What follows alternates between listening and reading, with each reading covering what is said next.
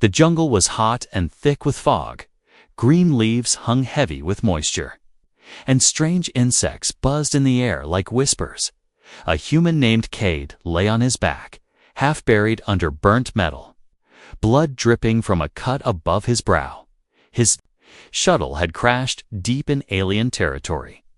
With no signal, no tools, and no backup, he coughed and pulled himself free from the wreckage. His hands burned, his leg injured, smoke rose into the sky. A black line that would draw predators from every direction. He didn't have time to panic. Survival was the only thought in his mind as he limped around the broken remains of his ship. Something caught his eye inside a shattered stasis pod. Glowing softly was an egg, not a chicken egg or a bird egg, but something alien blue in color, pulsing with warmth, almost like it was breathing.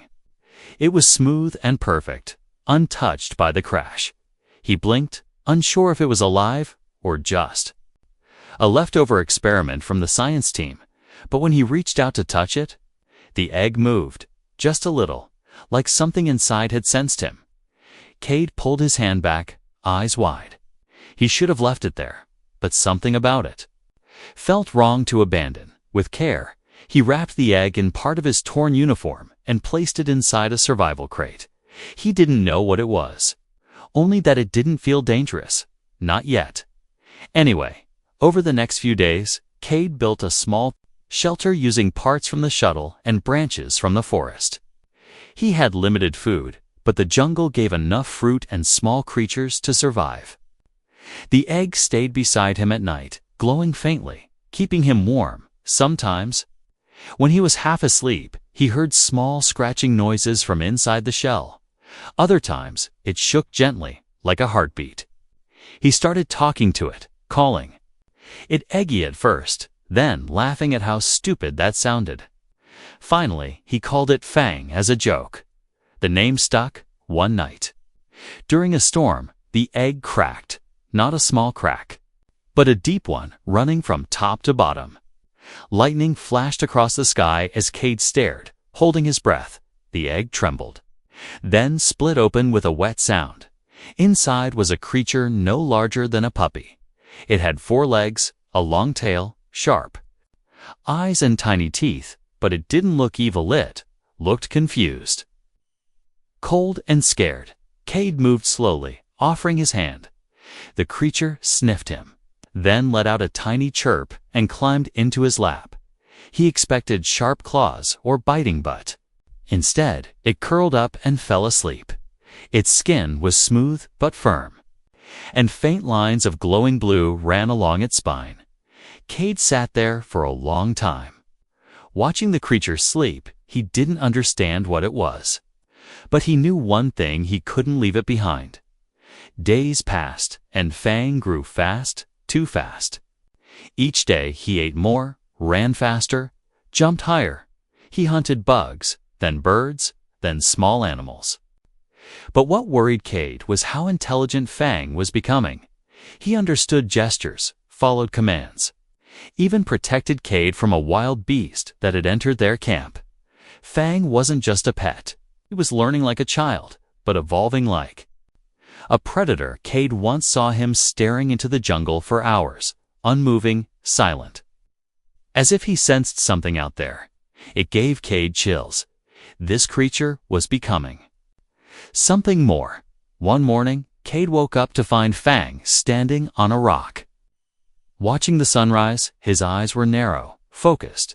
Cade walked over and placed a hand on his back. Fang looked up, gave a soft growl, then leaned into the touch. A bond had formed, one that was growing stronger. But far away, beyond the thick trees, others were watching too. Alien scouts from a local tribe had seen the smoke weeks ago. Kay had ignored it. Until now, one scout returned to the village. Breathless, he told of a human alive who had raised a creature born from the sacred vault, a predator of legend, thought extinct. The elders listened, their faces pale. The princess of the tribe, Yalara, stood with clenched fists. "If that creature lives," she said, "it will grow beyond control." Her voice was cold but calm. "I'll deal with this human myself." And so? The shadows began to move toward Cade's camp. But Cade didn't know it yet. He only knew. That fang was no longer small, and something in the way he stared at the trees felt like a warning. Cade was running out of food again. The jungle gave fruits, yes, and some root vegetables. But Fang's appetite was something else. The small creature that once slept curled in his lap now stood as tall as Cade's hip. Every morning, Fang hunted, and every evening he returned with something dead in his jaws. Once a bird, then a wild pig-like creature, and then, one day, something worse, something with 2 arms and armor. Cade froze when he saw it. It was a scout, an alien from the local tribes. Its body half torn and covered in blood, Fang dropped it like a gift at Cade's feet and sat proudly, tail wagging. "No," Cade said sharply, stepping back. "Fang, this isn't food." But Fang didn't understand.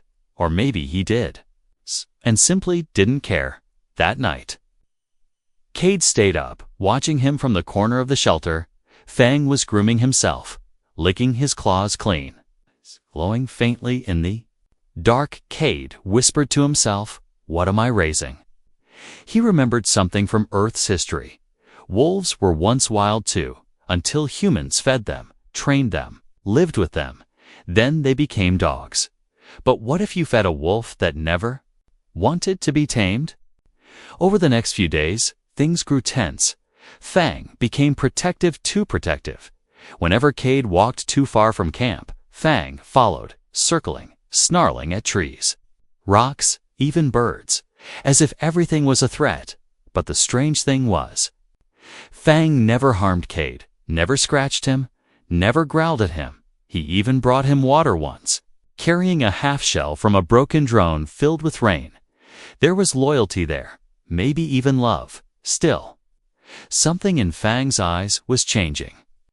They weren't soft anymore. They were sharp, focused, like a hunter always ready, not just for food, but for battle. One evening, as the sky turned orange and the birds grew quiet, Cade found Fang sitting by the fire pit, staring into the flames.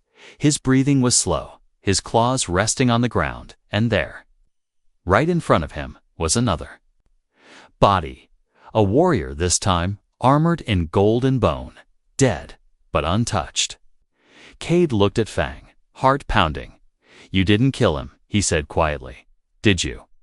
Fang didn't move, didn't blink. He just looked into the fire. Cade checked the body, and his stomach twisted. There was no blood, no damage, no signs of a struggle.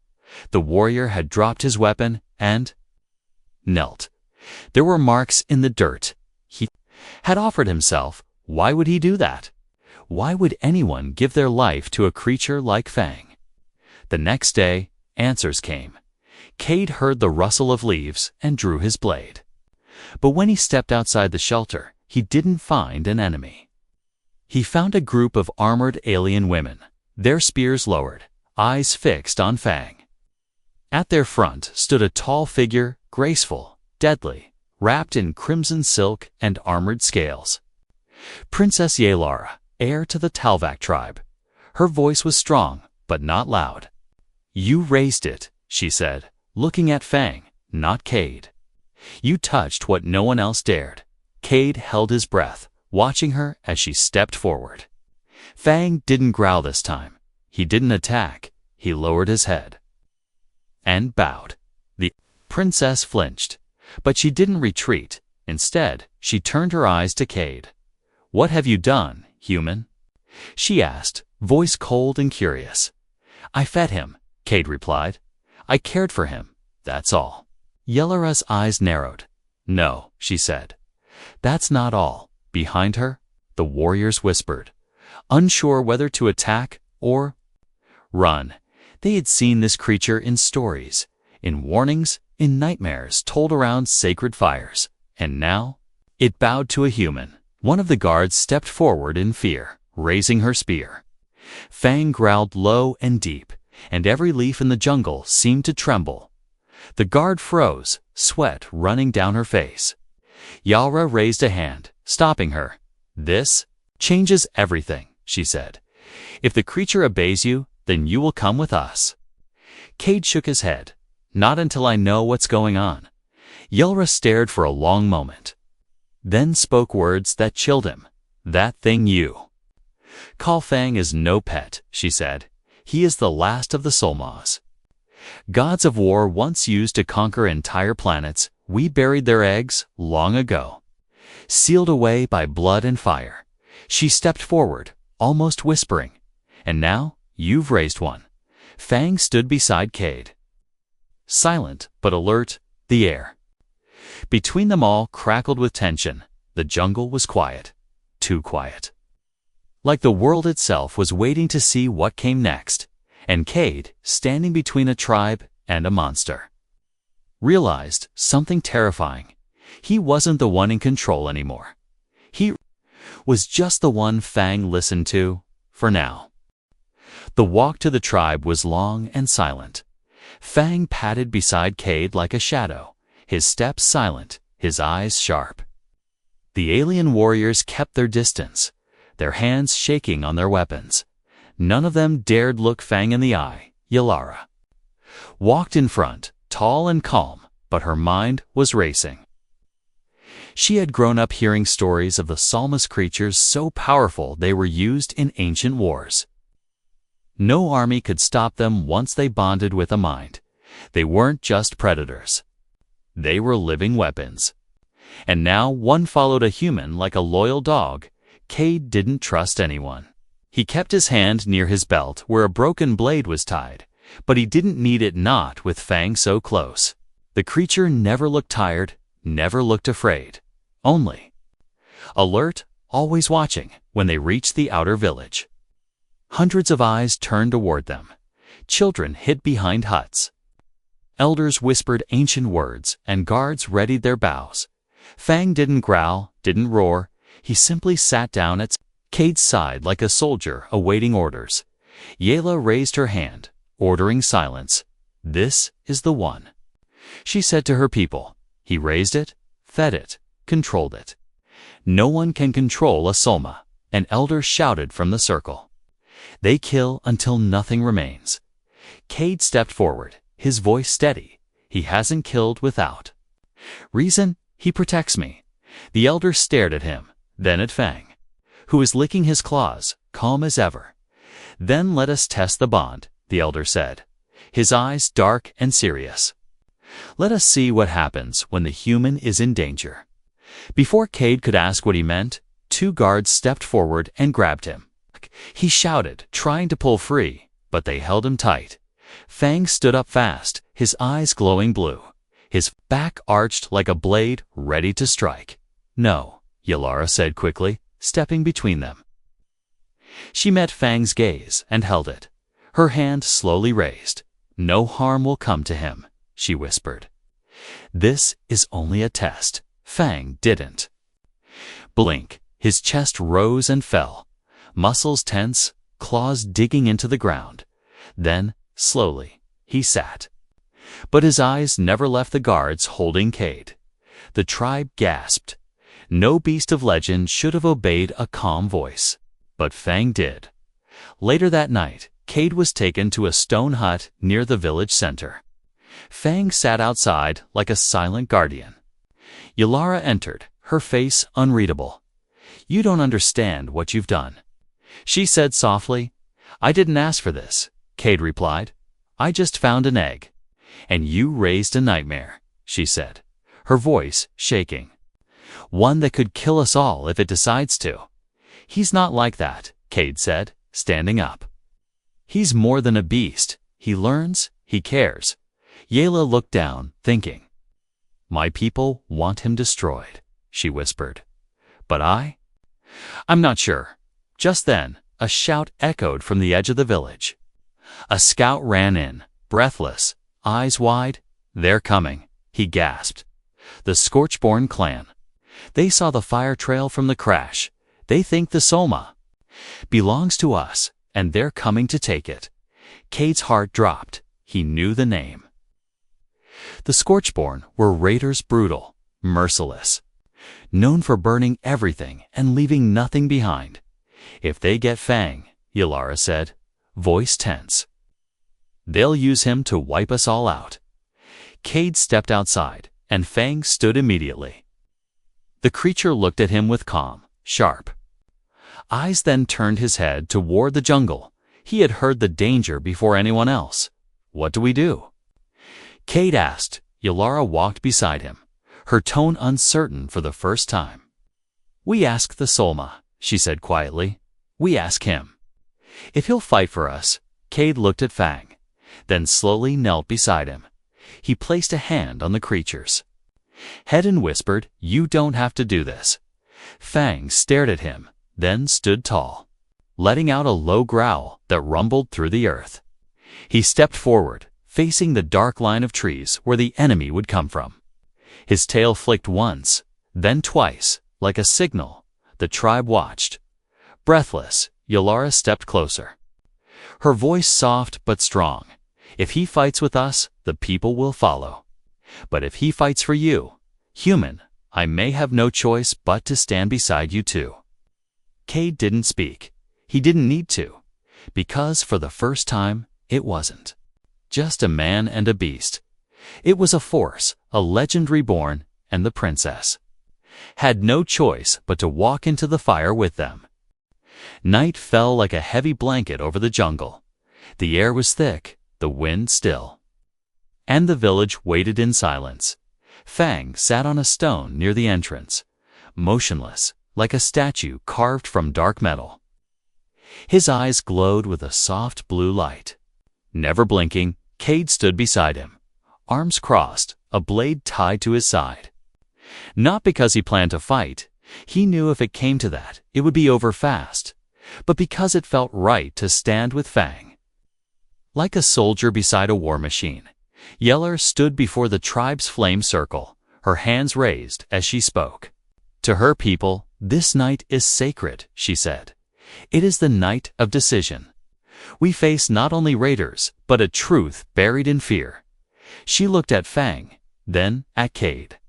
The trial of flames will show us who they truly are. The trial was ancient, older than the tribe itself. No words, no weapons, just survival through pain, fire, and fear. It was never meant for an outsider. But the elders had no better answer. If Cade passed, the tribe would accept him and the Solma. If he failed, both would be exiled or worse. Cade didn't hesitate. He stepped into the fire circle without a word. Fang moved to follow, but the guards blocked him. The rules were clear. The human must face it alone. The fire pits were lit around him, smoke filled the air, and the elders began chanting in an old tongue. Ylara whispered instructions from the edge. You walk the circle.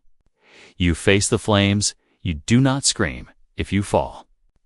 The tribe decides your fate. Cade nodded once, his jaw tight. The first step burned literal fire in small pits spaced every few feet.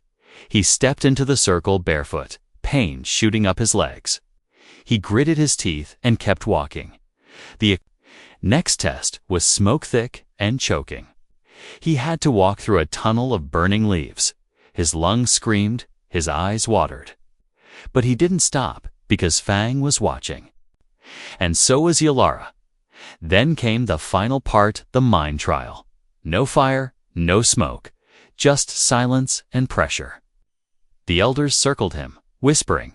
Strange energy filled the air, twisting his thoughts. He saw memories, loss, regret, fear, the day he crashed, the sound of his crew screaming, the silence of space, the loneliness of survival. He dropped to one knee, shaking, his breath ragged, heart racing, but he looked up and saw Fang, still there, still waiting. He stood, took one last step, across the circle. Silence, then I. Single clap, then another, then the tribe erupted in a roar. Cade collapsed to his knees, coughing. Fang rushed forward, ignoring the guards, and stood over him like a shield. Ylara came too, kneeling beside them both. You passed. She said, voice soft. And you didn't do it alone. Cade looked up, his face covered in sweat and ash.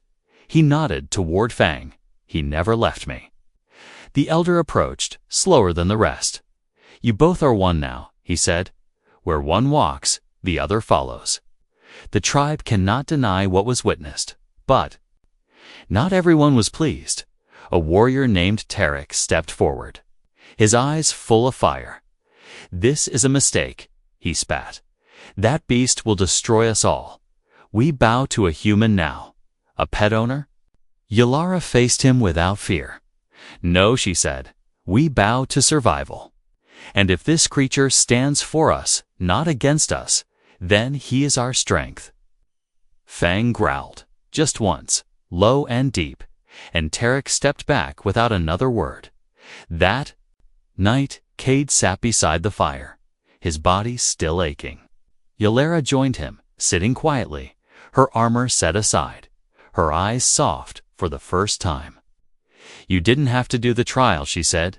You could have run. I don't run. Cade replied, not when I've got something worth fighting for. She looked at Fang, then back at him. Is that why you stayed? Cade nodded. I raised him, he said. But now I think he's raising me, too. The fire cracked between them, and in the shadows of the trees beyond, danger crept closer. The Scorchborn had arrived. But the tribe was no longer afraid. They had seen the trial, seen the bond, and now they had a Soma on their side. The village was quiet, too quiet.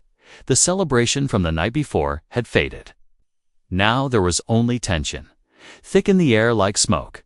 The Scorchborn hadn't attacked yet, but their presence was near like wolves circling the edge of firelight. Fang hadn't slept. He stood on a rooftop all night, unmoving, staring into the jungle. Cade sat below, sharpening a blade, eyes darting to the trees with every crack of a branch. Inside the elder's tent, voices argued in low tones.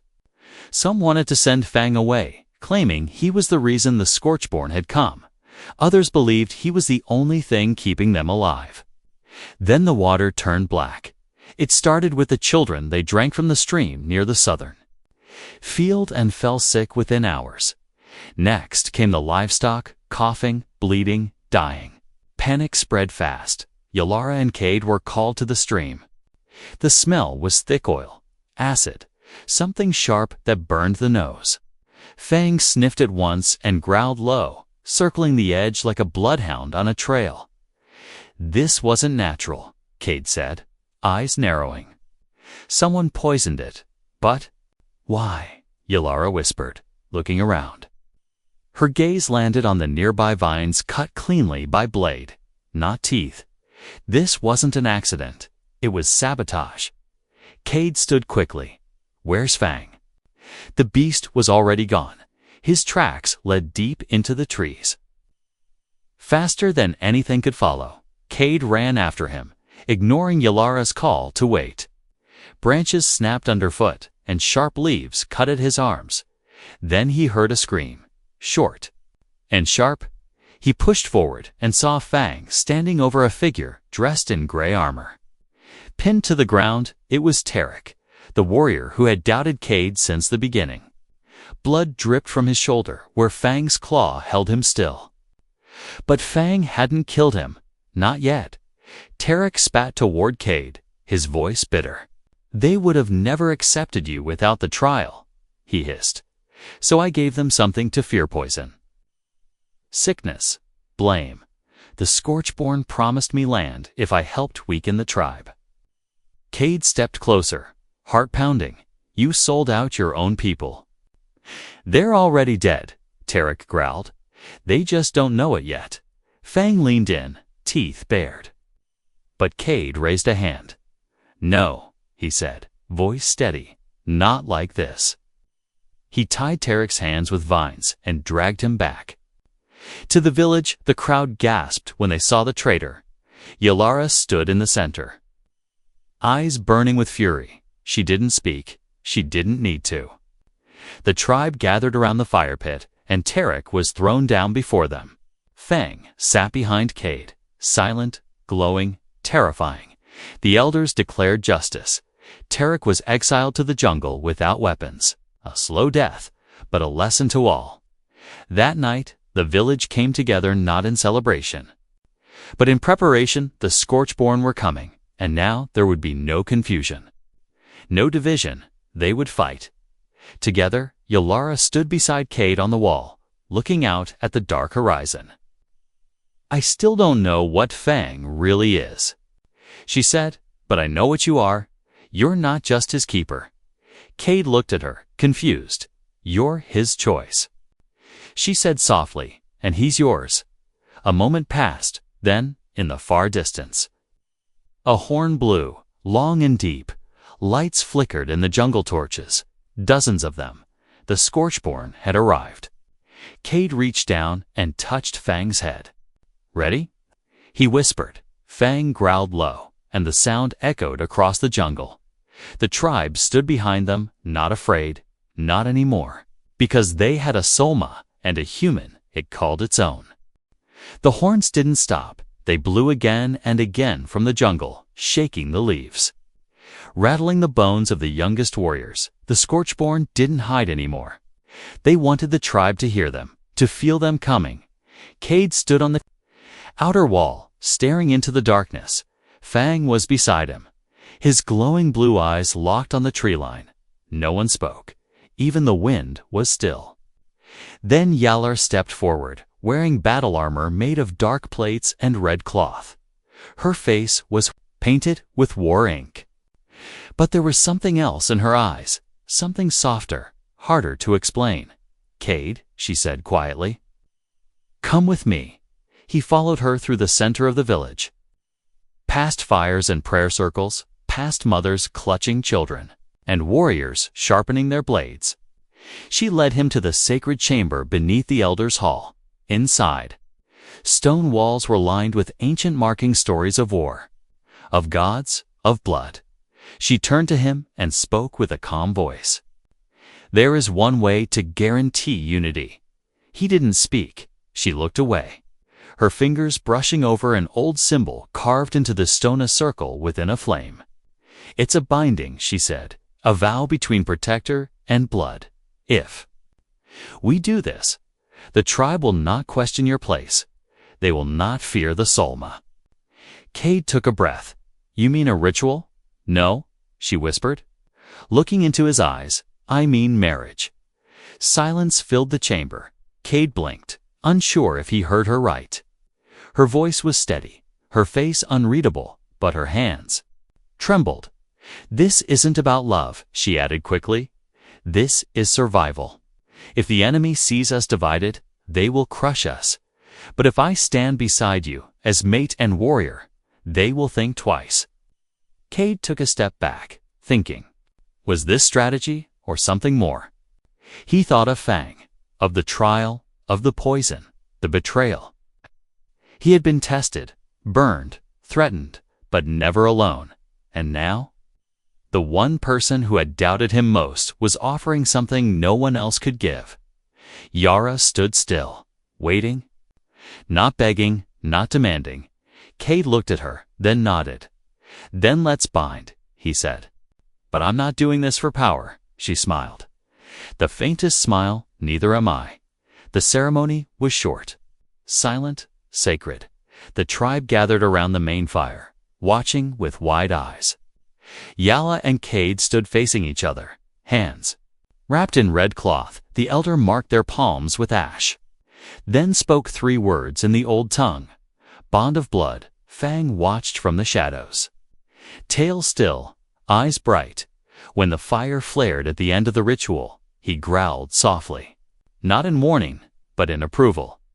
Now they stood together, not just warrior and stranger, but bound, not just for the tribe's sake, but because war was coming, and unity was no longer a choice. Later that night, Cade sat with Yalara near the fire. Away from the crowd, she didn't speak. She didn't have to. The wind shifted, and Fang lifted his head, sniffing the air. A low growl escaped his throat, and Cade stood immediately. Scouts rushed in seconds later, panting. The Scorchborn are marching. One cried, "I'll reach the village by dawn." Cade's eyes narrowed. Fang stepped forward, muscles tight. Claws digging into the dirt. Ylara rose, sword in hand. "This is it," she said. "No more trials, no more speeches." Cade looked at the tribe, standing ready in silence, and for the first time he saw no fear in their eyes, not even in the youngest. Because they were no longer fighting with only spears and prayers, they had a Solma, and they had a human the Solma called family. As the stars faded into night's deepest black, the first fires of war began to glow beyond the trees, and in the heart of the tribe stood a trio the enemy had never faced before. A princess, a predator, and the human who had raised a nightmare into a protector. The ground trembled before the sun rose. Torches moved like rivers of fire through the jungle. Hundreds of Scorchborn warriors marched in lines. Armored in black bone and metal, their leader stood atop a beast twice as large as any horse, with glowing red eyes and smoke rising from its breath.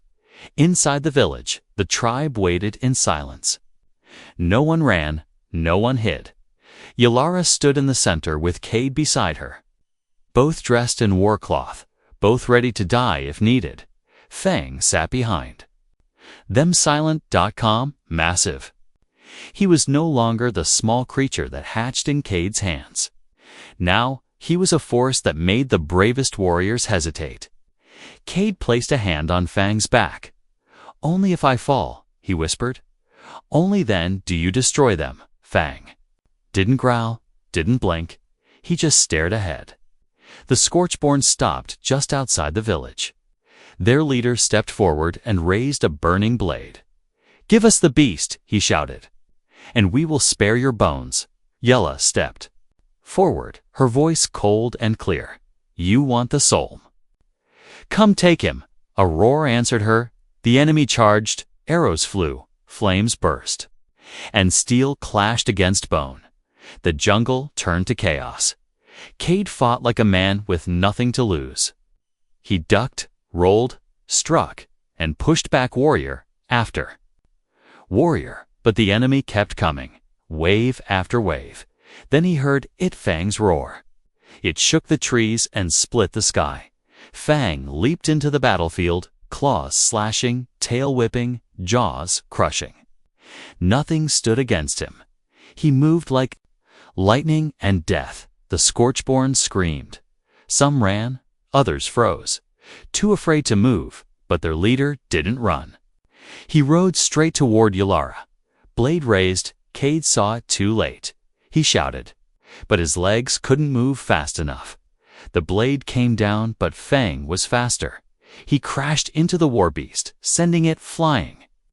He stood over Ylara, shielding her with his body. Then he turned and roared in the enemy leader's face. The flames in the Scorchborn's eyes died. He fell to his knees, hands shaking, and dropped his weapon. The rest followed. One by one, the Scorchborn fell back, dropped arms, and ran. By morning, silence returned. The tribe stood victorious, not because of numbers, not because of power, but because they stood together, because a human raised a legend, and because that legend chose peace, not destruction. Ylara walked slowly to Cade, who was sitting near a broken tree, blood on his arm and dirt on his face. "You're alive," she said. He smiled weakly. "So are you." She helped him up. They turned to Fang, who now lay in the grass. Breathing heavy but calm, he looked at them once, then slowly closed his eyes. Cade sat beside him. "You did it," he whispered. "You chose your own path." Fang let out a soft growl that almost sounded like a purr. Days passed, the village rebuilt, Scorchborn survivors never returned. And no one dared speak Fang's name in anger again. Cade and Ylara were no longer outsiders to each other. They were partners, protectors of the tribe, bound by blood and battle, and Fang He wasn't a monster. He wasn't a pet. He was something more. A creature born for war, raised with love, and shaped by choice. A living legend whose story would never be forgotten.